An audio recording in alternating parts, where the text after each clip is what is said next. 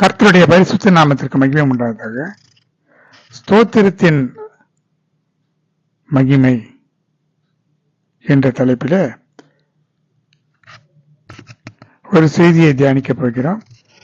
இந்த செய்தியை தேவனாகிய கர்த்தருடைய கிருபையுள்ள கரங்களிலே கொடுத்து ஜெபிக்கலாம். அன்பின் தெய்வமே, கர்த்தாவே, நன்றியோடு ஸ்தோத்திரிக்கிறேன். ஸ்தோத்திர பலி இடுகிறவன் தேவனை மகிமைப்படுத்துகிறான் என்று வேதம் சொல்கிறது. நாங்கள் ஸ்தோத்திரங்களை செலுத்துவதன் மூலமாக மகிமை உமக்கு செலுத்துகிறோம். ஸ்தோத்திரத்தின் மூலமாக கிருபை பெருகுகிறது என்று வேதம் சொல்கிறது. இப்படி ஸ்தோத்திரத்தினாலே பல நன்மைகளை பரிசுத்தவான்கள் பெற்றிருக்கிறதை நாங்கள் வேதத்திலிருந்து அறிந்து கொள்கிறோம். இந்த ஸ்தோத்திர பலி உமக்கு செலுத்தும் பொழுது எங்களுக்குள்ள என்ன மாற்றங்கள் எல்லாம் ஏற்பட்டது? பழைய ஏற்பாட்டு பரிசுத்தவான்கள் எப்படியெல்லாம் உம்மை மகிமைப்படுத்தினார்கள் என்பதை அறிந்து கொண்டு அதன்படி நாங்களும் ஜீவிக்க எங்களுக்கு உதவி செய்யும். இதில் இருக்கிற சத்தியங்களை எங்களுக்கு வெளிப்படுத்தி தாரும். உம்முடைய மேன்மையான நாமத்தை மகிமைப்படுத்திக் கொள்ளும். இயேசுவின் இன்ப நாமத்தில் வேண்டுகிறேன், ஜீவனுள்ள நல்ல பிதாவே, ஆமென். கர்த்தருடைய பரிசுத்த நாமத்திற்கு மகிமை உண்டாவதாக. ஸ்தோத்திரம் செய்யும் பொழுது அது தேவன் நமக்கு செய்த பல நன்மைகளுக்குள்ள ஒரு நன்றியுள்ள இருதயத்தை அது குறிக்கிறது. தேவன் செய்த நன்மைகள் எல்லாம் நாம் நினைத்து பார்க்கும் பொழுது நம்முடைய உள்ளம் மகிழ்ச்சியினாலே பொங்கி வழியும். அப்படி பொங்கி வழியும் பொழுது அந்த உள்ளத்தின் மகிழ்ச்சி, நன்றி உணர்வு அப்படியே வாயின் வழியாக ஸ்தோத்திரமாக வர வேண்டும். இந்த ஸ்தோத்திர பலிகளை தேவன் மிகவும் விரும்புகிறார். ஆடுகளை மாடுகளை அந்த காலங்களிலே பலியிட்டார்கள். அது குற்ற நிவாரண பலி, பாவ நிவாரண பலி, ஸ்தோத்திர பலிகள் கூட செலுத்தினார்கள். ஸ்தோத்திர பலிகள் என்று சொல்லும்போது இப்பொழுது நாம் செலுத்துகிற பலி, வாயிலே நாம் தேவனை ஸ்தோத்தரிக்கிறோம், துதிக்கிறோம், மகிமைப்படுத்துகிறோம். இதுவும் ஒரு பலிதான்.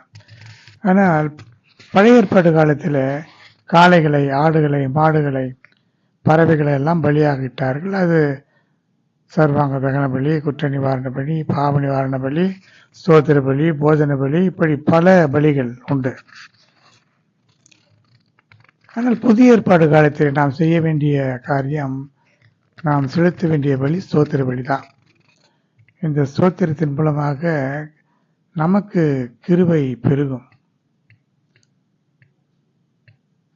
பெருமையுள்ளவனுக்கு தேவன் எதிர்த்து நிற்கிறார், தாழ்மையுள்ளவனுக்கோ அவர் கிருபை தருகிறார். இந்த வசனம் ஒரு சத்தியத்தை நமக்கு வெளிப்படுத்துகிறது. தாழ்மையுள்ளவனுக்கு கிருபை தருகிறார் என்று சொல்லக்கூடிய இந்த வசனம், ஸ்தோத்திர பலியிடுகிறவன் தேவனை மகிமைப்படுத்துகிறான், ஸ்தோத்திரத்தினாலே கிருபை பெருகும் என்று சொல்லப்படுகிறது. ஸ்தோத்திரத்தினாலே கிருபை பெருகும் என்று சொன்னால் யார் ஸ்தோத்திரம் இடுவார்கள்? யார் தேவனை ஸ்தோத்தரிப்பார்கள்? தாழ்மையுள்ளவர்கள் தான். இருதயத்தில் மேட்டுமையான சிந்தை உடையவர்கள் ஸ்தோத்திரம் செய்ய மாட்டார்கள். பாதாளம் உம்மை துதியாது என்று வேதம் சொல்கிறது. பாதாளத்தின் ஆவி யாரிடத்தில் கிரி செய்கிறதோ அவர்களுடைய உள்ளம் இருள் அடைந்திருக்கும். பாதாளம் இருளாக இருக்கிறது போல அப்படிப்பட்ட ஜனங்களுக்கு உள்ளம் இருள் அடைந்து போகும். ரோமர் 1ஆம் அதிகாரம் 21 முதல் 32 வரை இருக்கிற வசனங்களில் பார்க்கும் பொழுது, அவர்கள் தேவனை அறிந்தோ, தேவனை தேவன் என்று அறிந்தோ, அவரை துதிக்காமலோ ஸ்தோத்தரியாமலும் இருந்து தங்கள் சிந்தைகளினாலே வீணரானார்கள். உணர்வில்லாத அவர்களுடைய இருதயம் இருளடைந்து போயிற்று என்று வாசிக்கிறோம். இதில் இருந்து நாம் அறிந்து கொள்ளக்கூடிய செய்தி என்னவென்று சொன்னால், ஸ்தோத்திர பலி செய்யும் பொழுது, ஸ்தோத்திர பலி இடும் பொழுது எல்லா அந்தகாரங்களும், பிசாசுடைய வல்லமைகளும் நம்மை விட்டு, நம்முடைய இருதயத்தை விட்டு நீங்கும். அப்பொழுது அந்த தேவனுடைய மகிமையின் அறிவாகிய ஒளி நம்முடைய இருதயத்திலே பிரகாசிக்கும்.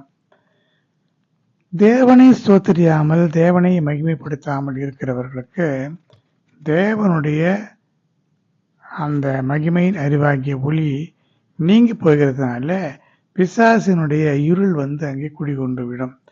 அப்பொழுது அங்கே உணர்வில்லாத இருதயம் வந்துவிடும்.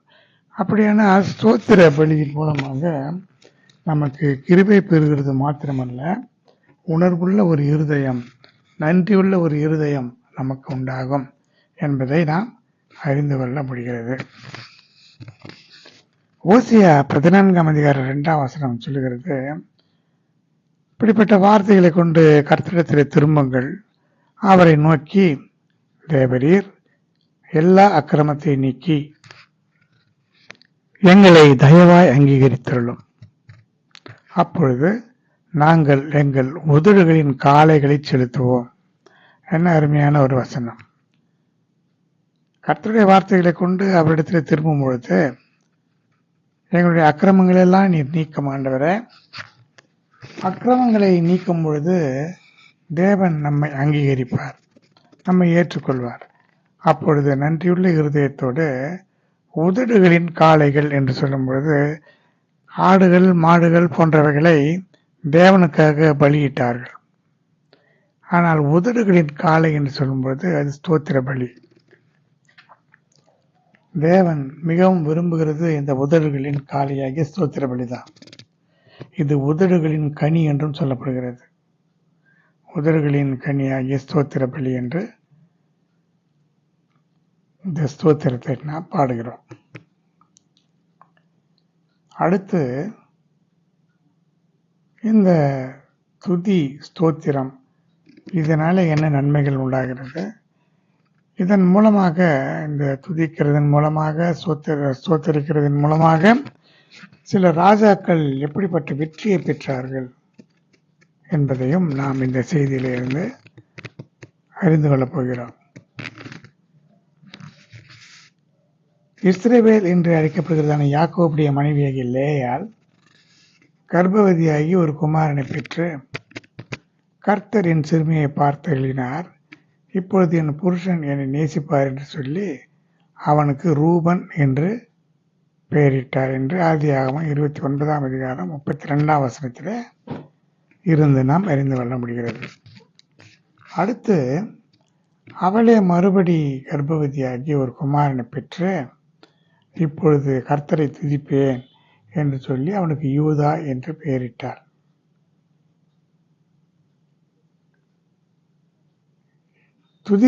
துதிக்கிறது என்பது, துதி என்று சொன்னால் யூதாவினுடைய பொருள் துதித்தல். அதனாலதான் அந்த யூதா கோத்திரத்திலே கர்த்தராகிய இயேசு கிறிஸ்து பிறந்தார். அவர் துதிக்கு பாத்திரர், துதியை விரும்புகிறவர், துதிக்கப்படத்தக்கவர். எனவே அந்த கோத்திரத்திலே கர்த்தராகிய இயேசு கிறிஸ்து பிறந்தார். அடுத்து இந்த துதியினால என்ன நன்மை? சங்கீதம் 18:3 துதிக்கு பாத்திரராகிய கர்த்தரை நோக்கி கூப்பிடுவேன், அதனால் என் சத்துருக்களுக்கு நீங்களாக்கி ரட்சிக்கப்படுவேன் என்று சங்கீதம் 18:3 கூறுகிறது. அடுத்து இந்த துதியினாலே தேவனுடைய மகிமை நமக்குள்ளே வந்து சேரும்.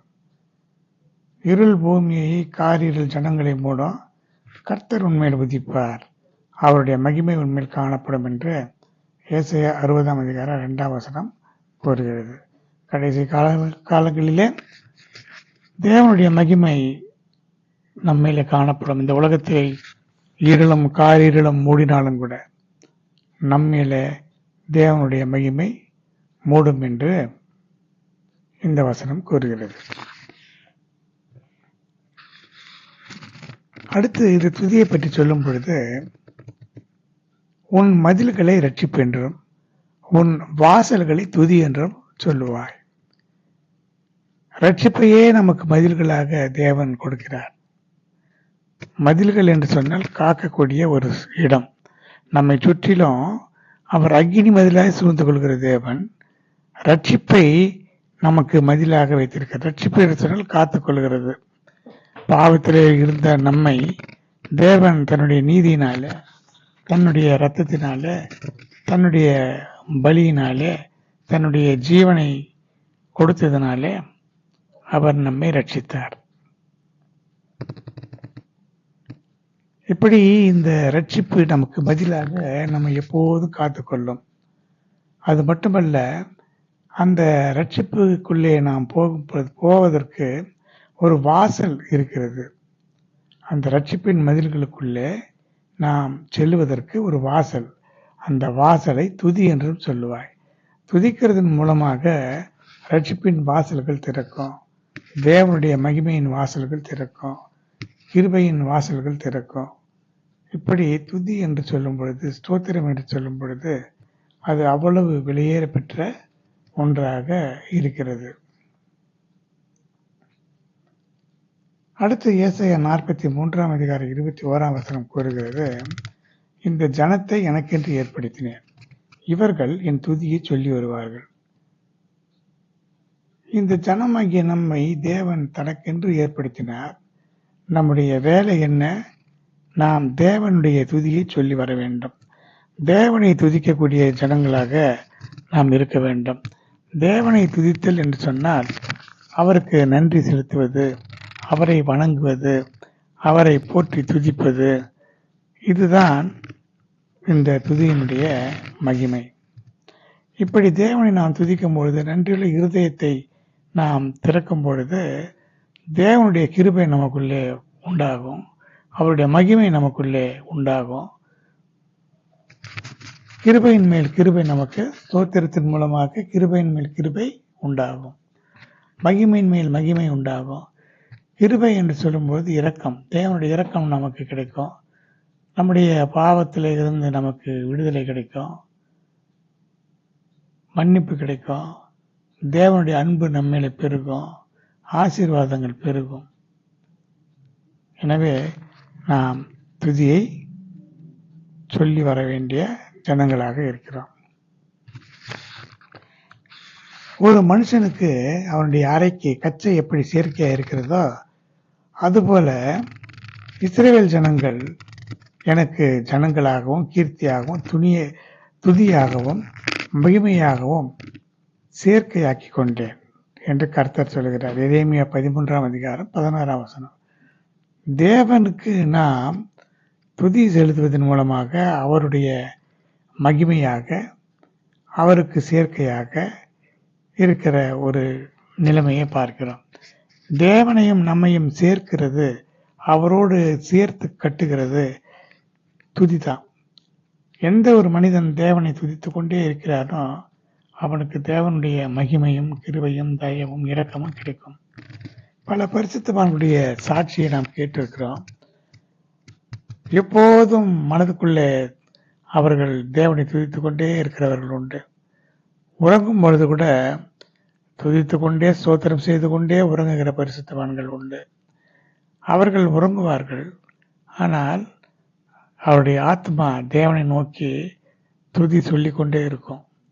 இதைத்தான் தாவீது சொல்லுகிறான், நான் படுத்து உறங்கினேன், நித்திரை பண்ணினேன், என் உள்ளமோ விழித்திருந்தது என்று. அப்படிப்பட்ட ஒரு அனுபவம் தாவீதுக்கும் உண்டு. உன்னத பாட்டிலே இருக்கிறதான மணவாட்டிக்கும் அந்த அனுபவம் இருக்கிறது நாம் பார்க்கலாம். அடுத்து அவருடைய மகிமை வானங்களை மூடிக்கொண்டது, அவர் துதியினாலே பூமி நிறைந்தது. ஆபகுக் 3 அதிகாரம் 3 தேவனை துதிக்கும் பொழுது அந்த துதியினால் இந்த பூமி அப்படியே மகிமையாக நிரம்பும். வானங்களையும் அந்த மகிமை மூடிக்கொள்ளும், பூமியையும் அந்த மகிமை மூடிக்கொள்ளும். துதிக்கு அவ்வளவு பெரிய சக்தி உண்டு. அடுத்து யோனா 2 அதிகாரம் 9 கூறுகிறது, நானோ வெனில் துதியின் சத்தத்தோடே உமக்கு பலியிடுவேன், நான் பண்ணின பொருத்தனைகளை செலுத்துவேன், ரட்சிப்பு கர்த்தருடையது என்று சொல்லுகிற அந்த வசனம், துதியின் சத்தத்தோடு உமக்கு பலியிடுவேன், நான் பண்ணின பொருத்தனைகளை செலுத்துவேன், ரட்சிப்பு கர்த்தருடையது. துதியின் சத்தம் பலி என்று சொல்லும் பொழுது, பலி என்பது ஜெப ஜீவியத்தை குறிக்கிறது. புதிய ஏற்பாட்டு வருஷவான்களாகிய நாம் துதிக்கிறது, பலி செலுத்துகிறது என்று சொன்னால், பழைய ஏற்பாட்டு பரிசுத்தவான்களைப் போல ஆடு மாடுகளை பலியிடுகிறதில்ல. உதடுகளின் காளையாகிய ஸ்தோத்திரத்தை, உதடுகளின் கனியாகிய ஸ்தோத்திர பலியை நாம் இட வேண்டும். அப்படி நாம் ஜெபிக்கும் பொழுது, இந்த பலி செலுத்துதல் என்பது ஜெப ஜீவியத்தை குறிக்கிறது. ஜெபிக்கும் பொழுது துதியின் சத்தத்தோடு கூட ஜெபிக்க வேண்டும். ஆவியிலே அந்நிய பாஷை பேசிக்கொண்டே ஜெபிக்க வேண்டும். ஏனென்றால் அந்நிய பாஷை பேசுகிறவன் தேவனோடைய ரகசியங்களை பேசுகிறான். அப்படி தேவனோடு கூட பேசிக்கொண்டு அந்நிய பாஷைகளை ஆவியிலே நிறைந்து துதித்து தேவனை மகிமைப்படுத்தி கொண்டு ஜெபிக்கும் பொழுது அந்த ஜெபம் பரலோகத்திற்கு சென்று அடையும். இந்த ஸ்தோத்திரம், இந்த பலிகள் இதெல்லாம் தேவனுடைய மகிமை ஆலயத்தை நிரப்பிற்று என்று சாலமோனின் ஆலயத்தை அவன் பிரதிஷ்டை செய்யும் பொழுது பார்க்கிறோம். ஆசரிப்பு கூடாரத்தில் தேவனுடைய மகிமை விளங்கியது. தேவனை துதித்து பாடும் பொழுது தேவனுடைய ஆலயத்திலே மகிமை இறங்கியது என்றெல்லாம் வேதத்திலே இருந்து நாம் அறிந்து கொள்ள முடிகிறது. அடுத்து இந்த தேவனை துதிக்கிறதுனால என்ன நன்மை என்று யோவேல் 2:26 கூறுகிறது. நீங்கள் சம்பூர்ணமாக சாப்பிட்டு திருப்தி அடைந்து உங்களை அதிசயமாய் நடத்தி வந்த உங்கள் தேவனாகிய கர்த்தருடைய நாமத்தை துதிப்பீர்கள். என் ஜனங்கள் ஒருபோது வெட்கப்பட்டு போவதில்லை. இந்த துதிக்கிறதுனாலே தேவன் நம்மை சம்பூர்ணமாக சாப்பிட்டு திருப்தி அடையும்படியாகவும் அதிசயமாக நடத்தி வந்த அந்த நிலைமையை நாம் நினைத்து பார்க்கும் பொழுது இன்னும் கூட நாம் தேவனை துதிக்க துதிக்க அவர் நம்மை அதிசயமாய் நடத்தி வருவார். கர்த்தருடைய நாமத்தை நாம் துதிக்கும் பொழுது நாம் ஒருபோதும் வெட்கப்பட்டு போகாதவர்களாக இருப்போம் என்று வேதம் கூறுகிறது. அடுத்து இந்த துதியினாலே ஒரு பெரிய நன்மை என்னவென்று சொன்னால், எரேமியா 33:8 கூறுகிறது, தேவனை துதித்து அவரை மகிமைப்படுத்தும் பொழுது தேவன் மனதிறங்குவார், மனதுருகுவார், நம்முடைய பாவங்களை எல்லாம் அக்கிரமங்கள் எல்லாம் மன்னிப்பார். அவர்கள் எனக்கு விரோதமாய் குற்றம் செய்த அவர்களுடைய அக்கிரமங்களுக்கும் அவர்களை நீங்களாக்கி சுத்திகரித்து, அவர்கள் எனக்கு விரோதமாய் குற்றம் செய்து எனக்கு விரோதமாய் துரோகம் பண்ணின அவர்களுடைய எல்லா அக்கிரமங்களையும் மன்னிப்பேன். எரேமியா 33:8 இப்படி தெளிவாக கூறுகிறது. இப்படி ஸ்தோத்திர பலி இடுகிறதுனால, தேவனை துதிக்கிறதுனால நமக்கு நம்மையும் அறியாமல் செய்த பல பாவங்களை தேவன் மன்னித்து நமக்கு இறங்குவார். எனவே துதி என்பது மிகவும் முக்கியமானது. அடுத்து எரேமியா 20:13 கர்த்தரை பாடுங்கள், கர்த்தரை துதியுங்கள், அவர் எளியவனுடைய ஆத்மாவை பொல்லாதவர்களின் கைக்கு தப்புவிக்கிறார். இப்படி கர்த்தரை துதிக்கும் பொழுது, பாடி துதிக்கும் பொழுது எளியவர்களாகிய நம்முடைய ஆத்மாவை பொல்லாத ஜனங்கள் கைக்கும் பொல்லாத பிசாசின் கைக்கும் தப்புவிக்கிறவராக அவர் இருக்கிறார். எனவே துதியினாலே அப்படியும் ஒரு நன்மை நமக்கு உண்டு. அடுத்து எரேமியா 17:14 கர்த்தாவே என்னை குணமாக்கும், அப்பொழுது குணமாவேன், என்னை ரட்சியும், அப்பொழுது ரட்சிக்கப்படுவேன். தேவரீரே என் துதி. தேவனை நாம் துதிக்கும் பொழுது நம்முடைய ஆத்மாவுக்கு ஒரு ரட்சிப்பு ஏற்படும். நம்முடைய ஆத்மாவிலே ஒரு குணம் உண்டாகும். சரீரத்திலும் இருக்கிற வியாதிகள் குணமாகும். எனவே தேவனை துதிக்கிறதற்கு நாம் தயங்கவே கூடாது. துதி எப்பொழுது வரும்? இருதயத்தின் நிறைவினாலே வாய் பேசும் என்று வேதம் சொல்கிறது. இருதயம் நன்றியினாலே தேவன் செய்த நன்மைகளை நினைத்து இருதயம் பொங்கும் பொழுது அது வாயில தேவனை துதிப்போம், தேவனை அறிக்கையிடுவோம். தாவீது சொல்லுகிறார், நான் சாவாமல் படித்திருந்து தேவனுடைய மகிமையை, அவருடைய கிரியைகளை நான் சொல்லி வருவேன். இது ஒரு சாட்சியின் அனுபவமாக இருக்கிறது. இப்படி நாம் இந்த உலகத்தில் உயிரோடு இருக்கிறதுக்கு ஒரு நோக்கம் என்று சொன்னால், நாம் சாகாமல் பிடித்திருந்து தேவனை மகிமைப்படுத்த வேண்டும். தேவன் செய்த நன்மைகளை மற்றவர்களுக்கு சாட்சியாக சொல்ல வேண்டும். இதுதான் இந்த உலகத்திலே கர்த்தர் நம்மை அதற்காகத்தான் வைத்திருக்கிறார். கர்த்தருடைய பரிசுத்த நாமத்திற்கு மகிமை உண்டாவதாக. அடுத்து ஏசாயா 64:16 எங்கள் பிதாக்கள் உம்மை துதித்த பரிசுத்தமும் மகிமையுமான எங்களுடைய ஆலயம் அக்கினிக்கிரையாகி இன்பமான எங்களுடைய ஸ்தலங்கள் எல்லாம் பாழாகின என்று சொல்லப்பட்டிருக்கிறது. இது எழுத்தின் பிரகாரமான ஆலயம் இடிக்கப்பட்டு அது தன்னுடைய நிலையை விட்டு தகர்ந்து போன அந்த நிலையை பற்றி இங்கே சொல்லப்பட்டிருக்கிறது. ஏனென்றால் பிதாக்கள் அந்த ஸ்தலத்திலே தேவனை துதித்தார்கள். பரிசுத்தமோ மகிமையுமாக அது இருந்தது. அந்த ஆலயம் இப்பொழுது அக்கினிக்கிரையாகி அந்த இன்பமான ஸ்தலங்கள் எல்லாம் பாழாய் போயின. ஆனால் அது ஒரு பக்கத்தில் இருந்தாலும் புதிய ஏற்பாட்டின் சபையாகிய இந்த காலத்தில் ஆலயம் என்று சொல்வது நாமே ஆலயம் என்று 1 கொரிந்தியர் 3:16, 1 கொரிந்தியர் 6:19 நீங்கள் பரிசுத்த ஆவி வாசம் பண்ணுகிற ஆலயம் என்று அறியீர்களா? நீங்கள் தேவன் தங்கும் ஆலயம் என்று அறியீர்களா? நீங்களே அந்த ஆலயம் என்று சொல்லப்பட்டிருக்கிறது. இந்த ஆலயம் இடிக்கப்படலாம், அக்னினாலே சுட்டரிக்கப்படலாம், அக்னி போன்ற சோதனைகளினால பின்மாற்றத்துக்குள்ளே போகலாம், அல்லது சத்துருவுக்கு சிறைப்பட்டு போகலாம், அடிமைத்தனத்தின் ஆவிகளாலே அடிமைப்பட்டு போகலாம். ஆனாலும் ஸ்தோத்திரம் செய்யும் பொழுது அந்த ஆலயத்தை, இந்த சரீரத்தை, இந்த ஜீவியத்தை, இந்த ரட்சிப்பை தேவன் புதுப்பிப்பார்.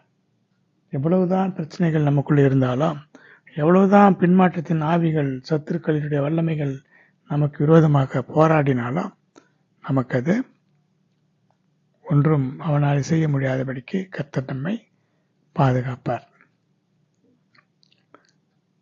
அடுத்து ஏசாயா 63:7 கர்த்தர் எங்களுக்கு செய்தருளின எல்லாவற்றுக்கும் தக்கதாகவும் அவர் தம்முடைய இரக்கங்களின்படியும் தம்முடைய திரளான தயவுகளின்படியும் இஸ்ரவேல் வம்சத்துக்கு செய்த மகா நன்மைக்கு தக்கதாகவும் கர்த்தருடைய கிரியைகளையும் கர்த்தருடைய துதிகளையும் பிரஸ்தாபம் பண்ணுவேன் என்று சொல்லப்பட்டிருக்கிறது. கர்த்தர் செய்த எல்லாவற்றுக்கும், அவருடைய இரக்கங்களுக்கும் தயவுகளுக்கும் நன்மைகளுக்கும் தக்கதாக, அவர் செய்த கிரியைகளுக்கு தக்கதாக நாம் அவருடைய துதிகளை சொல்லி வர வேண்டும். அதை பிரஸ்தாபம் பண்ணுவேன் என்று சொன்னால், மற்றவர்களுடைய பக்தி விருத்திக்கு ஏதுவாக ஒரு சாட்சியுள்ள ஜீவியத்தை நாம் செய்ய வேண்டும். இந்த சாட்சியுள்ள ஜீவியத்தை பார்க்கிற புறஜாதி ஜனங்கள், தேவனை அறியாத ஜனங்கள் தேவனை அறிந்து கொள்ள நம்முடைய வாழ்க்கையிலே இந்த சாட்சியுள்ள ஜீவியம் ஒரு பெரிய உதவியாக இருக்கும். கர்த்தருடைய பரிசுத்த நாமத்திற்கு மகிமை உண்டாவதாக. அடுத்ததாக ஏசாயா 61:11 சொல்கிறது, பூமி தன் பூண்டுகளை விளைவிப்பது போலவும் தோட்டம் தன்னில் விதைக்கப்பட்டவைகளை முளைவிப்பது போலவும் கர்த்தராகிய ஆண்டவர் எல்லா ஜாதிகளுக்கும் முன்பாக நீதியையும் துதியையும் முளைக்க பண்ணுவார். அதாவது ஒரு நிலம் என்று சொன்னால் அதற்கு ஒரு பலன் உண்டு. அது என்ன செய்ய வேண்டும்? அதற்குள்ளே அதன் மேலே போடுகிறதான விதையை முளைக்க பண்ண வேண்டும், வளரச் செய்ய வேண்டும், கனி தர வேண்டும். அதுபோல நம்முடைய வாழ்க்கையில நம்முடைய வாழ்க்கையினுடைய பலன் கனி தரக்கூடிய வாழ்க்கையாக நம்முடைய வாழ்க்கை இருக்க வேண்டும். கனி தராத மரமெல்லாம் வெட்டுண்டு அக்னியில போடப்படும் என்று வேதம் சொல்கிறது. கர்த்தராகிய இயேசு கிறிஸ்து அத்திமரம் கனி கொடுக்கவில்லை என்று சொல்லி அதை சபித்தார், அது பட்டு போயிற்று என்று வேதத்திலிருந்து நாம் அறிந்து கொள்கிறோம். நம்முடைய வாழ்க்கையில நாம் கனி தர வேண்டும். ஆவியின் 9 கனிகள் நமக்குள்ளே இருக்கிறது. அந்த 9 விதமான கனிகளையும் நாம் தர வேண்டும். அதுதான் நம்முடைய வாழ்வினுடைய நோக்கம். அதுபோல பூண்டு எப்படி பூமியில இருந்து முளைகிறதோ, தோட்டம் எப்படி விதைக்கப்பட்டவைகளை முளைவிக்கிறதோ, அதுபோல எல்லா ஜாதிகளுக்கு முன்பாக நீதியையும் துதியையும், துதியை பூமியிலிருந்து முளைக்க பண்ணுகிற ஒரு செடியை போல நம்முடைய வாயிலே இருந்து, இருதயத்திலே இருந்து, சிந்தையிலே இருந்து தேவன் முளைக்க பண்ணுவார் என்று சொல்லப்பட்டிருக்கிறது. நான் கர்த்தர், இது என் நாமம், என் மகிமை வேறொருவனுக்கும், என் துதியை விக்கிரகங்களுக்கும் கொடேன். இப்படி தேவனுடைய துதியை தேவனுக்குத்தான் கொடுக்க வேண்டும். அதை விக்கிரகங்களுக்கு கொடுக்கக்கூடாது. தேவன் அதற்கு அனுமதிக்கவும் மாட்டார். அதனால தான் இந்த விக்கிரகங்களுக்கு துதியை சொல்லுகிறவர்களை தேவன் தண்டிக்கிறார். அந்த விக்கிரகங்களோடு கூட சேர்ந்து அந்த விக்கிரக ஆராதனை செய்கிறவர்களை அவர் அக்னியும் கந்தகம் எரிகிற அந்த கடலில் தள்ளுகிறார் என்று வெளிப்படுத்துதல் 21ஆம் அதிகாரம் 8ஆம் வசனத்தில் நாம் பார்க்க முடிகிறது. அடுத்து, தேவனை நாம் எதற்காக துதிக்க வேண்டும்? சங்கீதம் 150ஆம் அதிகாரம் 2ஆம் வசனம், அவருடைய வல்லமையுள்ள கிரியைகளுக்காக அவரை துதியுங்கள், மாட்சிமை பொருந்திய அவருடைய மகத்துவத்திற்காக அவரை துதிக்க வேண்டும். அதாவது வல்லமையுள்ள அவருடைய கிரியைகள், அவருடைய மாட்சிமை பொருந்திய மகத்துவத்திற்கு நாம் அவரை துதிக்க கடமைப்பட்டவர்களாக இருக்கிறோம். அவர் எத்தனையோ அற்புதங்களை, அடையாளங்களை, மாட்சிமைகளை, மகத்துவங்களை உடையவரான தேவன். அவரை போல ஒரு தெய்வம் நமக்கு கிடைத்ததும் அவரை தெய்வமாக கொண்டிருக்கிற ஜனமாகிய நாம் மிகுந்த பாக்கியமுள்ளவர்கள். ஏனென்றால் அவருடைய கட்டளைகள், அவருடைய கற்பனைகள், அவருடைய வேதம் இதெல்லாம் வானத்திலோ பூமியிலோ சமுத்திரத்திலோ போய் தேடி கொண்டு வரக்கூடியவைகள் அல்ல. அவைகளெல்லாம் சமீபத்தில் நம்முடைய வாயிலும் நம்முடைய உள்ளத்திலும் இருக்கிறது என்று வேதம் கூறுகிறது. கர்த்தருடைய பரிசுத்த நாமத்திற்கு மகிமை உண்டாவதாக. அடுத்து, அல்லேலூயா, கர்த்தருக்கு புதுப்பாட்டை பாடுங்கள், பரிசுத்தவான்கள் சபையிலே அவருடைய துதி விளங்குவதாக என்று சங்கீதம் 149:1ஆம் வசனத்தில் சொல்லப்பட்டிருக்கிறது. பரிசுத்தவான்களுடைய சபையிலே அவருடைய துதி விளங்க வேண்டும். பரிசுத்தவான்களுடைய சபையாகிய இந்த சபையிலே அவரை துதித்து, அவரை ஸ்தோத்திரித்து, அவரை மகிமைப்படுத்துவது நல்லதாக இருக்கிறது. அடுத்து, சாந்த குணமுள்ளவர்களை ரட்சிப்பினாலே அவர் அலங்கரிக்கும்படியாக தம்முடைய ஜனத்தின் மேலே அவர் பிரியம் வைக்கிறார். அதனால் என்ன நடக்கிறது? அவர்கள் வாயிலே கர்த்தரை உயர்த்தும் துதியும், அவர்கள் கையிலே இருபுறமும் கருக்குள்ள பட்டயமும் இருக்கும். இந்த கணம் அவருடைய பரிசுத்தவான்கள் யாவருக்கும் உண்டாயிருக்கும். இது சங்கீதம் 149ஆம் அதிகாரம் 1 முதல் 9 வரை இருக்கிற வசனங்களில் பார்க்கலாம். இது பரிசுத்தவான்களாகிய அவருடைய ஊழியக்காரர்கள், அவர்களை பற்றிய ஒரு செய்தியாக இருக்கிறது. அவர்களுடைய வாயிலே கர்த்தரை உயர்த்துகிற துதி எப்பொழுது இருந்து கொண்டே இருக்க வேண்டும். எப்போது ஸ்தோத்திரித்து கொண்டே இருப்பார்கள் கர்த்தருடைய பரிசுத்தவான்கள். கையிலே இருபுறமும் கருக்குள்ள பட்டயம் இருக்கும். அது என்ன இருபுறமும் கருக்குள்ள பட்டயம் என்று சொன்னால், கர்த்தருடைய வசனம். பரிசுத்தவான்கள் எப்பொழுதும் தங்களுடைய கையிலே இருபுறமும் கருக்குள்ள பட்டயத்தை வைத்துக் கொண்டிருப்பார்கள். இந்த வசனங்கள் தான் அவர்களை காக்கும் ஒரு இருபுறமும் கருக்குள்ள பட்டயமாக இருக்கிறது. எனவே இந்த பரிசுத்தவான்களாகிய ஊழியக்காரர்களுக்கென்று தேவன் கொடுத்திருக்கிறதான ஒரு கணம் என்று சங்கீதம் 149ஆம் அதிகாரம் 9ஆம் வசனம் கூறுகிறது. அடுத்து, கர்த்தருடைய நாமத்தை துதிக்கும் பொழுது அவருடைய மகிமை பூமிக்கும் வானத்திற்கும் மேலாக உயர்ந்து அவருடைய நாமம் உயர்ந்து நிற்கும் என்று சொல்லப்பட்டிருக்கிறது. இதில் இன்னும் ஒரு செய்தி உண்டு. நாம் மாத்திரமல்ல, நாம் தேவனுடைய ஜனங்கள், நாம் துதிக்கிறோம். ஆனால் இன்னும் யாரெல்லாம் துதிக்க வேண்டும், எவையெல்லாம் துதிக்க வேண்டும் என்று சொல்லும் பொழுது, சங்கீதம் 148 அதிகாரம் 1 வசனத்திலிருந்து சொல்லப்பட்டிருக்கிறது. சூரிய சந்திரரே அவரை துதியுங்கள், பிரகாசமுள்ள சகல நட்சத்திரங்களே அவரை துதியுங்கள், வானாதி வானங்களே அவரை துதியுங்கள், ஆகாய மண்டலத்தின் மேலுள்ள தண்ணீர்களே அவரை துதியுங்கள். கர்த்தரின் நாமத்தை அவைகள் துதிக்க கடவது. அவர் கட்டளையிட அவைகள் சிருஷ்டிக்கப்பட்டது. அவருடைய தூதர்களே நீங்கள் யாவரும் அவரை துதியுங்கள், அவருடைய சேனைகளே நீங்கள் யாவரும் அவரை துதியுங்கள் என்று சொல்லப்பட்ட இந்த வசனங்கள் அவராலே, அவருடைய வாயின் வார்த்தையினாலே, வாயின் சுவாசத்தினாலே இந்த சர்வ சேனைகளும் உண்டாக்கப்பட்டது. சூரியன், சந்திரன், நட்சத்திரம், தூதர்கள், இவைகளெல்லாம் தேவனுடைய வாயின் வார்த்தையினாலே உண்டாக்கப்பட்டவைகள் என்று சங்கீதம் 33 அதிகாரம் 3 முதல் இருக்கிற வசனங்களிலே சொல்லப்பட்டிருக்கிறது. அப்படி வாயின் வார்த்தையினாலே சிருஷ்டிக்கப்பட்ட இந்த உயிரற்ற பொருட்கள் தேவனை துதிக்க வேண்டும். ஏனென்றால் சிருஷ்டிகர்த்தரை வணங்குவது அவைகளுடைய கடமை. சூரியன், சந்திரன், நட்சத்திரம், தண்ணீர், ஆகாயம் போன்ற எல்லாமே தேவனை துதிக்கவும் ஸ்தோத்தரிக்கவும் வேண்டும் என்று சொல்லப்பட்டிருக்கிறது. அடுத்து ஏசாயா 61 அதிகாரம் 3 வசனத்தில், சீயோனிலே துயரப்பட்டவர்களை சீர்படுத்தவும், அவர்களுக்கு சாம்பலுக்கு பதிலாக சிங்காரத்தையும், துயரத்துக்கு பதிலாக ஆனந்த தைலத்தையும், ஒடுங்கின ஆவிக்கு பதிலாக துதியின் உடையையும் கொடுக்க அவர் என்னை அனுப்பினார். அவர்கள் கர்த்தர் தம்முடைய மகிமைக்கென்று நாட்டின நீதியின் விருட்சங்கள் எனப்படுவார்கள் என்று சொல்லப்பட்டிருக்கிறது. இது தேவன் கர்த்தராகிய இயேசு கிறிஸ்துவை எதற்காக அனுப்பினார்?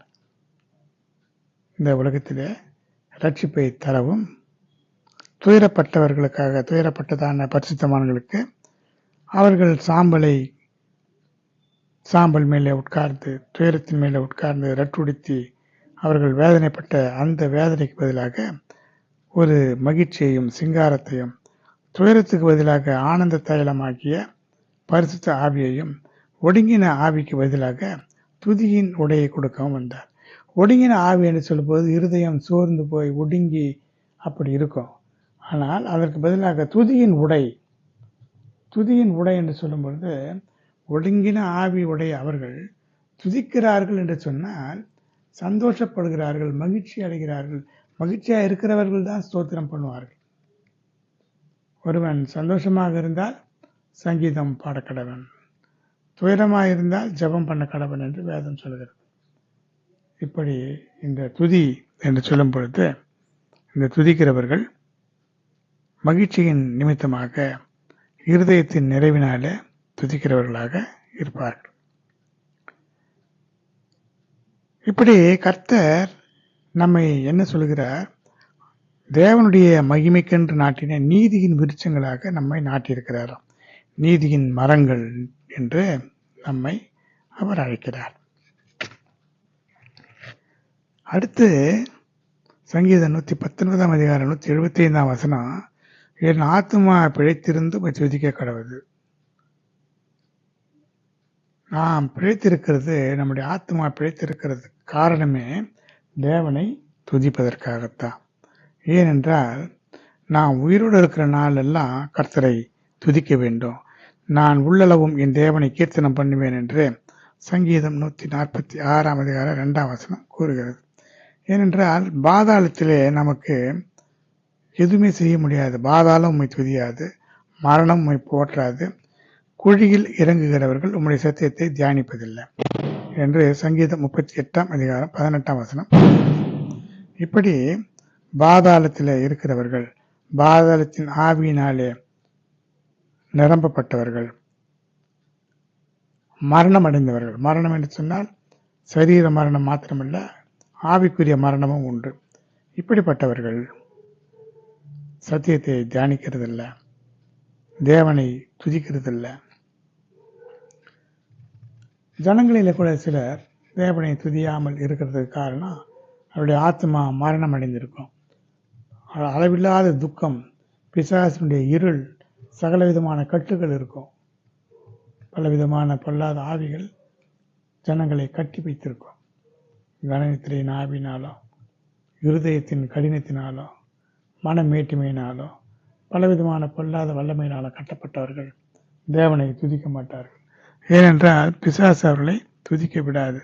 தேவனை துதித்தால், அவரை மகிமைப்படுத்தினால் அந்த பிசாசுடைய கட்டுகள் எல்லாம் அவிழ்ந்து போகும். ஆனால் பிசாசு அவர்களை விடாது. எனவே தேவனை துதிக்க துதிக்க துதிக்க நமக்கு கிருபை பெருகும். கர்த்தருடைய பரிசுத்த நாமத்திற்கு மகிமை உண்டாவதாக. இன்று நான் செய்கிறது போல உயிரோடு இருக்கிறவனே உம்மை துதிப்பான், தகப்பன் பிள்ளைகளுக்கு ஒரு சத்தியத்தை தெரிவிப்பான் என்று சங்கீதம் 38:19 சொல்லப்பட்டிருக்கிறது. உயிரோடு இருக்கிறவர்கள் தான் துதிக்க முடியும், செத்தவர்கள் துதிக்க முடியாது. அதாவது ஆவியின் நிறைவு இருக்கிறவர்கள், ஆத்மாவில பாவம் இல்லாமல் தேவனோடு வாழ்ந்து கொண்டிருக்கிறவர்கள் தான் தேவனை துதிப்பார்கள். மரணம் என்று சொல்லும்போது சரீரத்திலே ஏற்படுகிற மரணம் வேறு. ஆத்மாவிலே மரணம் என்று சொல்லும்போது ஆதாமுக்கும் ஏவாளுக்கும் முதலாக அந்த ஆத்மாவில தான் மரணம் ஏற்பட்டது. காரணம், அவர்கள் தேவனுக்கு கீழ்ப்படியாமல் போனதினாலே அந்த ஆத்ம மரணத்தை அவர்கள் அடைந்தார்கள். அந்த கீழ்ப்படியாமையினால் ஏற்பட்ட அந்த ஆத்ம மரணத்தை தன்னுடைய கீழ்ப்படிதலினாலே கர்த்தராகிய இயேசு கிறிஸ்து மரணமடைந்து ஜெயித்து உயிரோடு எழும்பினார். நம்முடைய அந்த ஆத்ம மரணத்தை எல்லாம் அவர் நீக்கினார். அடுத்து இந்த ஸ்தோத்திரத்தின் மகிமையினாலே என்னெல்லாம் நடந்தது என்று பார்க்கும் பொழுது, அம்மோன் புத்திரர், மோவாபியர், சேயீர் மலை தேசத்தார் இவர்கள் எல்லாம் யோசபாத் ராஜாவுக்கு விரோதமாக யுத்தம் பண்ண வந்தார்கள் என்று 2 நாளாகம 20ஆம் அதிகாரம் 1ஆம் வசனம் கூறுகிறது. அப்பொழுது யோசபாத் சொல்லுகிறார், என் தேவனே, எங்களுக்கு விரோதமாக வந்த இந்த ஏராளமான கூட்டத்துக்கு முன்பு நிற்க எங்களுக்கு பலன் இல்லை. நாங்கள் செய்ய வேண்டியது இன்னதென்று எங்களுக்கு தெரியவில்லை. ஆகையால் எங்கள் கண்கள் உம்மையே நோக்கி கொண்டிருக்கிறது என்று சொல்கிறார். 2 நாளாகமோ 20ஆம் அதிகாரம் 12ஆம் வசனத்தில் இப்படி சொல்லப்பட்டிருக்கிறது. அப்பொழுது தேவனுடைய பரிசுத்த ஆவியானவர் ஒரு தீர்க்க தரிசனமாக சொல்லுகிற காரியத்தை பார்க்கும் பொழுது, ஏராளமான கூட்டத்துக்கு பயப்படாமல் கலங்காமல் இருங்கள், இந்த யுத்தம் உங்களுடையதல்ல தேவனுடையது என்று உங்களுக்கு கர்த்தர் சொல்லுகிறார் என்று ஒரு தீர்க்க தரிசனம் அங்கே வருகிறது. அப்பொழுது இந்த யுத்தத்தை பண்ணுகிறவர்கள் நீங்கள் அல்ல, நீங்கள் தரித்து நின்று கர்த்தர் உங்களுக்கு செய்யும் ரட்சிப்பை பாருங்கள், பயப்படாமலும் கலங்காமலும் இருங்கள், நாளைக்கு அவர்களுக்கு எதிராக புறப்படுங்கள், கர்த்தர் உங்களோடு கூட இருக்கிறார் என்ற ஒரு தீர்க்க தரிசனத்தை ஒருவர் சொல்கிறார்.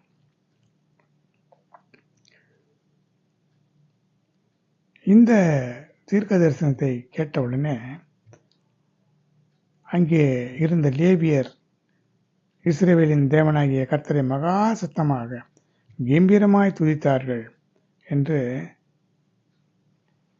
20ஆம் அதிகாரம் 19ஆம் வசனம் கூறுகிறது.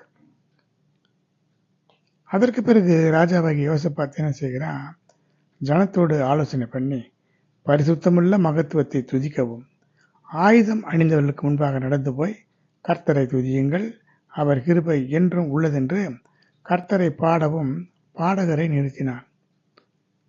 3 தேசத்து ராஜாக்கள் யோசபாத்துக்கு விரோதமாக வந்தார். இவன் ஆயுதம் அணிந்த அந்த ஜனங்களுக்கு, யுத்த வீரர்களுக்கு முன்னதாக என்ன செய்கிறான், கர்த்தர் நல்லவர், அவரை துதியுங்கள், அவர் கிருபை என்றும் உள்ளதென்று கர்த்தரை பாட பாடகரை நிறுத்துகிறான். இதை கேட்கிறவர்கள் பார்க்கிறவர்கள் என்ன நினைப்பார்கள்? ஆனால் என்ன நடந்தது தெரியுமா? அவர்கள் அப்படி பாடி துதி செய்ய தொடங்கின பொழுது அங்கே வந்ததான யூதா புத்திரருக்கு விரோதமாக அம்மோன் புத்திரரையும் மோவாபியரையும் சேயீர் மலை தேசத்தாரையும் ஒருவருக்கு விரோதமாக ஒருவரை கர்த்தர் எழும்ப பண்ணினதினாலே அவர்கள் வெட்டுண்டு விழுந்தார்கள். 3 பேரும் மோவாபியர், அம்மோனியர், சேயீர் மலை தேசத்தார், ஏசாவினுடைய புத்திரர். இவர்களெல்லாம் யோசபாத், யூதா ராஜாவாகிய யோசபாத்தை கொன்று போட வேண்டும், அந்த ஜனங்களுக்கு விரோதமாக அப்படி வந்தார்கள். ஆனால் இவர்கள் தேவனை பாடி துதித்த பொழுது தேவன் அவர்களுக்குள்ளே ஒரு பெரிய தாறுமாறுகளின் ஆவி அனுப்பி யாரெல்லாம் இவர்களுக்கு விரோதமாக வந்தார்களோ அவர்களே ஒருவருக்கு விரோதமாக ஒருவர் எழும்பி ஒருவரை ஒருவர் வெட்டி கொண்டு செத்தார்களாம். இது எப்படி நடந்தது என்று சொன்னால், அம்மோனியரும் மோவாபியரும் சேயீர் மலை தேசத்து குடிகளை அழிக்க சங்கரிக்க போனார்கள். சேயீர் குடிகளை அழித்து தீர்த்த பிறகு இந்த அம்மோனியரும் மோவாபியரும் அவர்கள் தங்களுக்குள்ளே வெட்டி கொண்டார்கள். அம்மோனியரும் மோவாபியரும் ஒரே தகப்பனுடைய பிள்ளைகள் தான். ஆனால் இவர்களே ஒருவருக்கு விரோதமாக ஒருவர் வெட்டி கொண்டு செத்தார்கள். இப்படி ஒருவர் கூட தப்பவில்லை என்று 2 நாளாகமம் 20ஆம் அதிகாரம் 24ஆம் வசனம் வருகிறது. அடுத்து தானியேல் தீர்க்கதரிசிக்கு விரோதமாக கிரியை செய்ய வேண்டும் என்று சொல்லி யாரும் ராஜாவை தவிர வேறு யாரும் யாரையும் தேவனையோ வணங்கக்கூடாது என்று சொல்லி ஒரு ஆணை பிறப்பிக்கப்பட்டது. ஆனால் இந்த பத்திரத்துக்கு கையெழுத்து போடப்பட்டது என்று தானியேல் அறிந்திருந்த போதிலும் அவன் எப்பொழுதும் போல வழக்கம் போல தன் வீட்டுக்குள்ளே தன் மேல் அறைக்கு போய் எருசலேமுக்கு நேராக பலகணிகள் திறந்திருக்க அங்கே தான் முன்பு செய்து வந்தபடியே தினம் 3 வேளையும் தன் தேவனுக்கு முன்பாக முழங்காற்படியிட்டு ஜெபம் பண்ணி ஸ்தோத்திரம் செலுத்தினான். தானியேல் 6ஆம் அதிகாரம் 10ஆம் வசனம் இப்படி கூறுகிறது. இதனால என்ன நடந்தது? அந்த தானியேலை சிங்க கபிக்குள்ளே போட்டு அவனை கொன்று போட வேண்டும் என்று தீர்ப்பு சொல்லப்பட்டது. ஆனால் தேவன் சிங்கங்களின் வாயை கட்டி போட்டார். சிங்கங்களின் வாயை ஏன் கட்டி போட்டார்? தானியேல் தன் வாயை திறந்து தேவனை துதித்து கொண்டிருந்தான், மகிமைப்படுத்திக் கொண்டிருந்தான். அந்த ஸ்தோத்திரங்கள் தான் அவனை காத்தது. அது மட்டுமல்ல, அதற்கு பிறகு ஏற்கனவே ராஜா அவனை உயர்த்தி வைத்திருந்தார். இப்பொழுதோ இன்னும் அதிகமாக உயர்த்தினார். ஒரு துன்பம் வருகிறது என்று சொன்னால் அதற்கு காரணம் தேவன் நம்மை உயர்த்தப் போகிறார். ஒரு சோதனை வரப்போகிறது என்று சொன்னால் காரணம் நாம் செய்த நன்மைகள், நம்மிடத்தில் இருக்கிறதான நன்மைகளை தேவன் பார்க்கிறார். யோசபாத்துடைய வாழ்க்கையில கூட யோசபாத் தேவனுக்கு பல காரியங்களை ராஜ்யத்தில் செய்தான். அங்கே இருந்த விக்கிரகங்களை எல்லாம் அழித்து போட்டான், விக்கிரக தோப்புகளை வெட்டி போட்டான், தேவனுடைய நாமத்தை பிரஸ்தாபப்படுத்தினான். அங்கே ஜனங்கள் தேவனை மகிமைப்படுத்தவும் தேவனுக்காக வைராக்கியமாக வாழவும் பல காரியங்களை அவன் செய்தான். அது மட்டுமல்ல, ஆகாபோடு அவன் சம்பந்தம் கலந்து அவன் சாகக்கூடிய ஒரு சூழ்நிலை ஏற்பட்டது யுத்தத்தில். ஆனால் இப்படியெல்லாம் அவன் செய்த நன்மைகள், அதை தேவன் நினைத்து அவனை காப்பாற்றினதாக ஒரு தீர்க்கதரிசி சொல்லுகிறதை பார்க்கலாம். இப்படியே நாமும் கூட பல தவறுகளை செய்தாலும் கூட தேவன் நம்மை கிருபையாய் காக்கிறது எதற்காக? நாம் செய்த நன்மைகளை தேவன் மறந்து விடுவதற்கு. அவர் அநீதி உள்ளவர் அல்ல என்று வேதம் சொல்கிறது. நாம் ஏதாவது சின்ன சின்ன நன்மைகளை செய்திருக்கலாம், ஜெபித்திருக்கலாம், உபவாசம் பண்ணியிருக்கலாம், தேவனை துதித்திருக்கலாம், சாட்சி உள்ள ஜீவியத்தை நாம் செய்திருக்கலாம். இதையெல்லாம் தேவன் மறக்கவே மாட்டார். நாம் எவ்வளவு பாவங்களை செய்தாலும் தேவன் நம்மை ஒரேடியாக நிர்மூலமாக்க மாட்டார். வேதத்தில் பார்த்தா எத்தனையோ தேசங்களை தேவன் நியாயம் தீர்த்தார். எகிப்தை 40 ஆண்டுகள் பாலைவனமாக மாற்றினார். ஆனாலும் அந்த 40 ஆண்டுகள் முடிந்த பிறகு அந்த சிறையிருப்பை நீக்குகிறார். எந்த மனிதராக இருந்தாலும் எந்த தேசமாக இருந்தாலும் ஒரேடியாக நிர்மூலமாக்காமல் அந்த தேசத்துக்கும் அந்த மனிதர்களுக்கும் மீண்டும் ஒரு வாய்ப்பு கொடுக்கிற தேவனாக அவர் இருக்கிறார். கர்த்தருடைய பரிசுத்த நாமத்திற்கு மகிமை உண்டாவதாக. அதற்கு அடுத்தபடியாக ஒரு காரியம் என்னவென்று சொன்னால், புதிய ஏற்பாட்டு காலங்களில் கர்த்தராகிய இயேசு கிறிஸ்து இந்த உலகத்தில் இருந்த பொழுது அவர் என்ன செய்தார்? 7 அப்பங்களையும் அந்த மீன்களையும் எடுத்து ஸ்தோத்திரம் பண்ணி பிட்டு தம்முடைய சீஷர்களிடத்தில் கொடுத்தார். சீஷர்கள் ஜனங்களுக்கு பரிமாறினார்கள் என்று மத்தேயு 15:36 கூறுகிறது. இப்படி இந்த அப்பங்களை மீன்களை எடுத்து ஸ்தோத்திரம் பண்ணும் பொழுது ஸ்தோத்திரத்தினால அவைகள் பெருகுகிறது. கொஞ்சம்தான், 7 அப்பம். அந்த 7 அப்பத்தையும் சில மீன்களையும் ஸ்தோத்திரம் பண்ணும்போது அது எத்தனையோ ஆயிரம் ஜனங்களுக்கு உணவாக அமைந்தது. இப்போ நம்மிடத்தில் கொஞ்சம் இருந்தாலும் கூட ஸ்தோத்திரம் செய்யும் பொழுது அதை தேவன் பெருகச் செய்வார். அது மட்டுமல்ல, அவர் காட்டி கொடுக்கப்படக்கூடிய அந்த சூழலில் சிலுவையிலே மரணமடையக்கூடிய அந்த நேரத்துக்கு முன்னதாக அவர் தன்னுடைய சீஷர்களோடு கூட பாத்திரத்தை எடுத்து ஸ்தோத்திரம் பண்ணி அவர்களுக்கு கொடுத்து, நீங்கள் எல்லாரும் இதை பானம் பண்ணுங்கள் என்று சொல்லி பானம் பண்ணினார். அப்பொழுதும் தேவன் ஸ்தோத்திரித்தார். அதற்கு பிறகு சீஷர்களிடத்தில் ஜனங்கள் பசியாக இருக்கிறார்கள், அவர்கள் சாப்பிடுவதற்கு அந்த அப்பங்களை எடுத்து ஸ்தோத்திரம் பண்ணி பிட்டு அவர்களுக்கு பரிமாறும்படி கொடுத்தார். அப்படியே அவர்கள் பரிமாறினார்கள். இப்படி ஸ்தோத்திரம் எத்தனையோ ஆசீர்வாதங்களை உடையதாக இருக்கிறதை இந்த செய்திகளிலிருந்து நாம் அறிந்து கொள்ள முடிகிறது. அடுத்து ராஜாவாகிய எசேக்கியா என்ன செய்தா? தன்னுடைய ஆலயத்திலே தகன பலிகள், ஸ்தோத்திர பலிகள் இதையெல்லாம் செய்து சபையார் எல்லாரும் சர்வாங்க தகன பலியையும் செலுத்த வேண்டும் என்று சொல்லி ஆலயத்தை ஆயத்தப்படுத்தினான், ஜனங்களை ஆயத்தப்படுத்தினான்.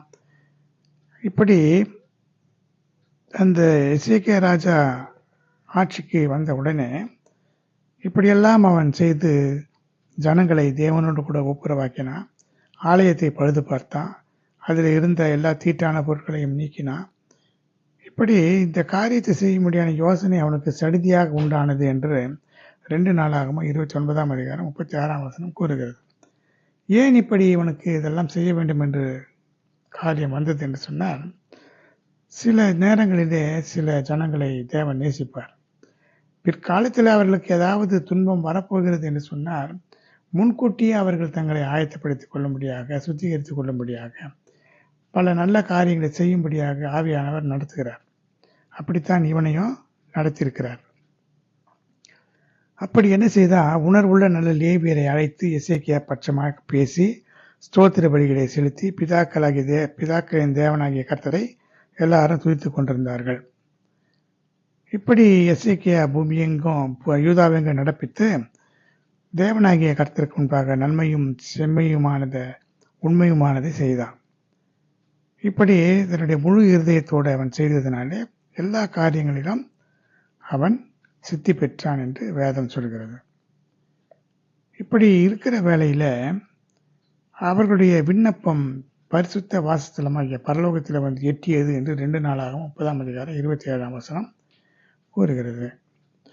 அது மட்டுமல்ல, ஆலயத்தில் லேவியரை ஏற்படுத்தி கர்த்தருடைய ஆலயத்தின் வாசல்களிலே ஊழியம் செய்து துதித்து ஸ்தோத்தரிக்க ஆட்களை ஏற்படுத்தினான், ஒழுங்குபடுத்தினான். இப்படி தேவாலயத்தை எல்லாம், நாட்டை, ஜனங்களை எல்லாம் தேவனோடு ஒப்புரவாக்கினான். அங்கே இருந்ததான விக்கிரக ஆராதனைகள் எல்லாம் ஒழித்து கட்டினான். இப்படி இருக்கின்ற வேளையில் அசீரியா ராஜாவாகிய சனகரிப்பு வந்து யூதாவுக்கு விரோதமாக வந்து பாளையம் இறங்கினான். 2 நாளாகமம் 32:1 முதல் இருக்கிற வசனங்களில் இதை பார்க்கலாம். இது எசேக்கியா கண்டு என்ன சொன்னா, அவன் திடம் கொண்டு இடிந்து போன மதில்களெல்லாம் கட்டி அந்த மதிலை கொத்தளங்கள் மட்டும் உயர்த்தி கோட்டையை பலப்படுத்தினான். திரளான ஆயுதங்களையும் கேடகங்களையும் பண்ணி வைத்தான். அது மட்டுமல்ல, அவன் ஜனங்களுக்கு சொன்னான், திடன் கொண்டு தைரியமாக இருங்க, அசீரியா ராஜாவுக்கும் அவனோடு இருக்கிற ஏராளமான கூட்டத்துக்கும் பயப்படாமல் கலங்காமல் இருங்க. அவனோடு இருக்கிறவர்களை பார்க்கலாம், நம்மோடு இருக்கிறவர்கள் அதிகம் என்று சொல்கிறான். இது ஒரு பெரிய வெளிப்பாடு. இந்த உலகத்தில் இருக்கிறவர்களை காட்டிலும் உங்களிலே இருக்கிறவர் பெரியவர் என்று வேதம் சொல்கிறது. இந்த உலகத்தில் இருக்கிற பொல்லாத ஆவிகளுடைய மனிதர்களை காட்டிலும் நமக்குள்ளே வாசம் பண்ணுகிற தேவன் அவர் பெரியவர். அவர் நமக்குள்ளே வாசம் பண்ணுகிறதுனால யாரும் நம்மை ஒன்றும் செய்துவிட முடியாது. அப்படித்தான் அவன் சொல்கிறான். அவனோடு இருக்கிறது மாம்ச புயம். நமக்கு துணை நின்று நம்முடைய யுத்தங்களை நடத்த நம்மோடு இருக்கிறவர் நம்முடைய தேவனாகிய கர்த்தர் தானே என்று சொல்லி அவர்களை தேற்றினான். இதனால் ஜனங்கள் அவன் மேலே நம்பிக்கை வைத்தார்கள். அப்பொழுது ஏசாயா தீர்க்கதரிசியும் எசேக்கியாவும் இந்த யுத்தத்தில் இவன் வந்து இப்படி தொல்லை கொடுக்கிறானே என்று சொல்லி வானத்தை நோக்கி அபயமிட்டார்கள் என்று 4 32 அதிகாரம் 20 கூறுகிறது. அப்பொழுது என்ன நடந்தது? அந்த ராத்திரியிலே கர்த்தர் ஒரு தூதனை அனுப்பி அசீரிய ராஜாவுடைய பாளையத்தில் இருக்கிற சகல பராக்கிரமசாலிகளையும் தலைவரையும் சேனாதிபதிகளையும் அதம் பண்ணினான். சனகரி சத்தமுகமாக தன் தேசத்துக்கு திரும்பினான். அங்கே அவன் தன் தேவனுடைய கோயிலுக்கு பிரவேசிக்கிற போது அவனுடைய பிள்ளைகளிலே சிலர் அவனை பட்டயத்தினாலே வெட்டி போட்டார்கள் என்று பார்க்கிறோம்.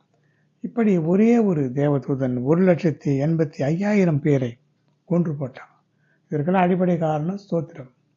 அது மட்டுமல்ல, தேவாலயத்தை ஒழுங்கு பண்ணினது. நாமும் கூட நம்முடைய தேவாலயமாகிய சரீரத்தை, நம்முடைய இருதயத்தை, நம்முடைய சிந்தையை சுத்திகரித்து ஸ்தோத்திரம் பண்ணி தேவனை மகிமைப்படுத்தும் பொழுது எத்தனை பெரிய பொல்லாத வல்லமைகளாக இருந்தாலும் தேவன் எல்லாவரையும் சங்கரித்து போடுவார். இப்படியெல்லாம் நடக்கப் போகிறது என்று தேவன் அவனுக்கு முன்கூட்டியே அவனை நடத்தின பாதை பாருங்க. அவன் ராஜாவாக வந்தவுடனே அங்கே இருந்த ஆலயத்தை ஒழுங்குபடுத்தினான். அதிலிருந்து திட்டுகளை எடுத்து போட்டான். ஜனங்களை ஒழுங்குபடுத்தினான். பலி செலுத்தினான். ஆடுகள் மாடுகள் காளைகளை செலுத்தினான். இதெல்லாம் அவனுக்கு பிற்காலத்தில் ஒரு பெரிய வெற்றியை கொடுத்தது. அது மட்டுமல்ல, 2 நாளாகமம் 32 அதிகாரம் 24 எசேக்கியா வியாதிப்பட்டு மரணத்துக்கு ஏதுவாக இருந்தான். அப்பொழுது ஏசாயா தீர்க்கதரிசி அங்கே வந்து, நீ செத்து போவீர், வீட்டுக்காரத்தை ஒழுங்கு பண்ணோம், பிழைக்க மாட்டீர் என்று சொன்னான். அப்பொழுது ஏசாயா தீர்க்கதரிசி போன பிறகு எசேக்கியா அழுதான். கர்த்தாவே, நான் உமக்கு முன்பாக செம்மையானதை செய்தேனே என்று சொல்லி அழுததும் ஏசாயா வெளியே போவதற்கு முன்னதாக கர்த்தர் அவனிடத்தில் பேசினார். தீர்க்கதரிசியாகிய ஏசாயாவே, நீ என் ஜனத்தின் அதிபதியாகிய எசேக்கியாவிடத்தில் போ. அங்கே போய் உன் ஆயுசு நாட்களில் 15 வருடங்களை கூட்டுவேன் என்று சொல்லி அப்படியே 15 வருடங்கள் அவன் வாழும்படியாக செய்தார். ஆனால் அதே நாளிலே அவனை பார்ப்பதற்காக வந்ததான பாபிலோனின் பிரதிநிதிகளை தன்னுடைய அரண்மனை முழுவதுமாக சுற்றி காட்டினதுனால அந்த மனமேட்டுமையை கர்த்தர் வெறுத்தார். அந்த மனமேட்டுமையின் காரணமாக தேவனுடைய கோபம் யூதா எருசலேமின் மேலே வந்தது. அப்பொழுது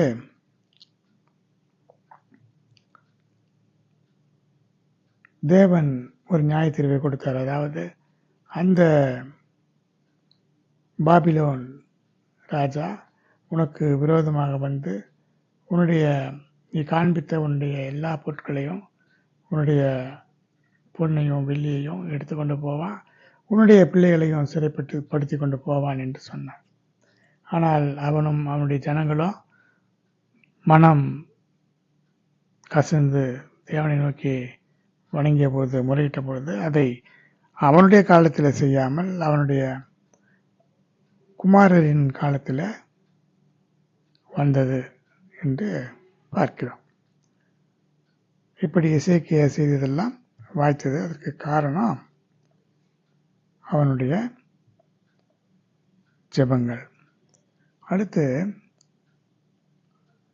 எபிரேயர் 13 அதிகாரம் 15 அவருடைய நாமத்தை துதிக்கும் உதடுகளின் கனியாகிய ஸ்தோத்திரபடியை அவர் மூலம் எப்போதும் தேவனுக்கு செலுத்துவோம் என்று சொல்லப்பட்டிருக்கிறது. கர்த்தருடைய பரிசுத்த நாமத்திற்கு மகிமை உண்டாவதாக.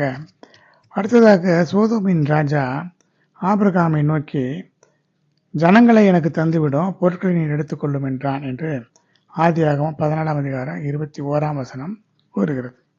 ஏனென்றால் அந்த 4 ராஜாக்கள் 5 ராஜாக்கள் இவர்கள் என்ன செய்தார்கள்? ஒருவருக்கு விரோதமாக ஒருவர் யுத்தம் செய்தார்கள். ஆனால் அங்கே ஆபிரகாம் தன்னுடைய சகோதரனின் மகனாகிய லோத்தை மீட்பதற்காக போனால் அங்கே இருந்த எல்லாவற்றையும் மீட்டு கொண்டு வரும்பொழுது வழியிலே சோதோமின் ராஜா ஆபிரகாமை பார்த்து இப்படி கேட்கிறான், ஜனங்களெல்லாம் எனக்கு கொடுத்து விடும், பொருட்களை நீர் எடுத்துக்கொண்டு போகும் என்று சொல்லும்போது ஆபிரகாம் ராஜாவை பார்த்து, ஆபிரகாமை ஐஸ்வர்யவாக்கினேன் என்று நீ சொல்லாதபடிக்கு நான் எதையுமே எடுத்துக்கொள்ள மாட்டேன். வானத்தையும் பூமியையும் உடையவராகிய உன்னதமான தேவனாகிய கர்த்தருக்கு நேராக என் கையை உயர்த்துகிறேன். புருஷர் தன் கைகளை வானத்துக்கு நேராக விரித்து ஸ்தோத்திரம் பண்ண வேண்டும் என்று வேதம் சொல்கிறது. இங்கே பாருங்க, இவன் தன்னுடைய கைகளை வானத்துக்கும் பூமிக்கும் நேராக, வானத்துக்கும் பூமிக்கும் வானத்தையும் பூமியும் உடையவராகிய தன் உன்னதமான தேவனுடைய கர்த்தருக்கு நேராக கையை உயர்த்துகிறேன் என்று சொல்கிறான்.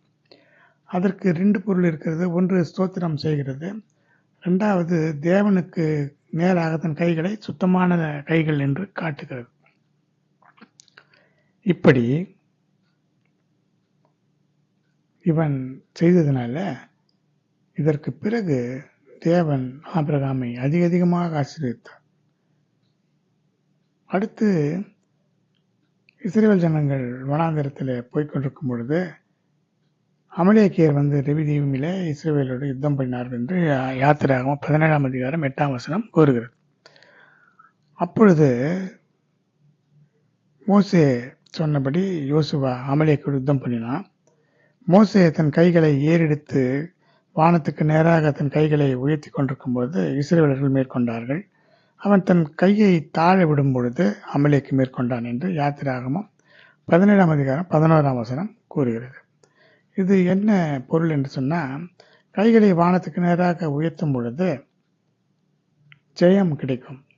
அமலேக்கின் ஆவி இன்றைக்கும் கிரியை செய்கிறது. அமலேக்கியர் இல்லை.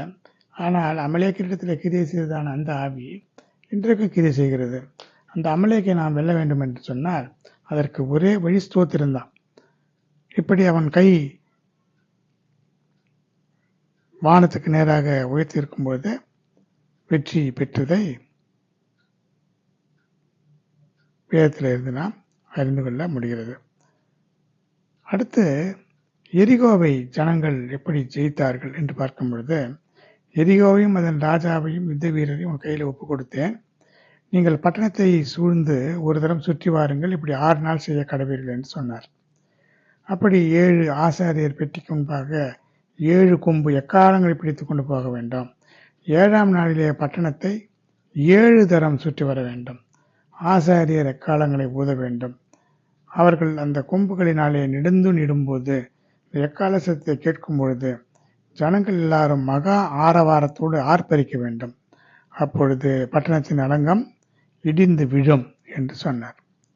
அப்படியே எக்கால சத்தம் கேட்கும் பொழுது ஜனங்கள் மகா ஆரவாரத்தோடு ஆர்ப்பரித்தார்கள். இந்த ஆர்ப்பரிக்கிறது, எக்கால சத்தம், இதெல்லாம் ஸ்தோத்திரம் செய்வதற்கு இணையாக சொல்லப்பட்டிருக்கிறது. அப்படியே என்ன நடந்தது? அந்த பட்டணம் மதில்கள் இடிந்து விழுந்து இவர்கள் அதை தங்களுக்கு சொந்தமாக்கி கொண்டார்கள். இப்படி இந்த பட்டணம், எரிகோ பட்டணம் விழுந்ததற்கு காரணம் ஸ்தோத்திர பலிதான். நமக்கு விரோதமாக பெரிய மதில்களைப் போல எரிகோ பட்டணம் போல இருக்கும், பெரிய தடைகள் இருக்கும். பிசாசு நமக்கு விரோதமாக சூழ்ந்து கொண்டிருக்கலாம். அந்த தடைகளை நாம் எப்படி மாற்ற முடியும், எப்படி வெளியே போக முடியும் என்று பார்த்தால் ஸ்தோத்திரத்தின் மூலமாக அதை நாம் விழுந்து போகும்படியாக செய்ய முடியும். அந்த அலங்கம் அப்படியே விழுந்து போகும்படியாக செய்ய வேண்டுமானால் ஸ்தோத்திரத்தின் மூலமாக செய்ய வேண்டும். இப்படி ஸ்தோத்திரத்தின் மூலமாக எத்தனையோ வெற்றிகளை நாம் அடையலாம், எத்தனையோ சாதனைகளை செய்யலாம். ஸ்தோத்திரத்தினாலே கிருபை பெருகும், நம்முடைய ஆவி ஆத்ம சரீரம் சுத்திகரிக்கப்படும். தேவன் நம்மிலே பிரியமாயிருப்பார். எனவே ஸ்தோத்திர பலியிட்டு தேவனை மகிமைப்படுத்தி தேவனுடைய நன்மைகளை நாம் பெற வேண்டும். நாம் ஒப்புக் கொடுக்கலாம். அன்பின் தெய்வமே, கர்த்தாவை நன்றியோடு ஸ்தோத்திரிக்கிறேன். ஸ்தோத்திர பலியிடுகிறவன் தேவனை மகிமைப்படுத்துகிறான் என்று வேதம் சொல்கிறது. இந்த ஸ்தோத்திர பலியை நாங்கள் செலுத்தும்படியாக இந்த ஸ்தோத்திரம் செய்கிறதான ஆவியை, ஜெபத்தின் ஆவியை, கிருபையின் ஆவியை எங்கள் மேலே ஊற்றும் ஆண்டவரே.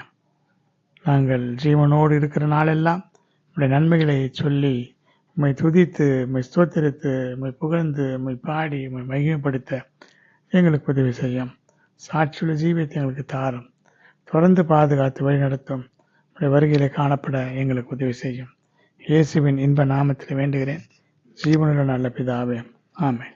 என் ஆத்துமாவே கர்த்தரை ஸ்தோத்திரி, முழு உலகமே பரிசுத்த நாமத்தை ஸ்தோத்திரி. என் ஆத்துமாவே கர்த்தரை ஸ்தோத்திரி, கர்த்தர் செய்த சகல உபகாரங்களை மறவாதே. ஆமென். ஸ்தோத்திரம், ஸ்தோத்திரம், ஸ்தோத்திரம், ஸ்தோத்திரம், ஸ்தோத்திரம்.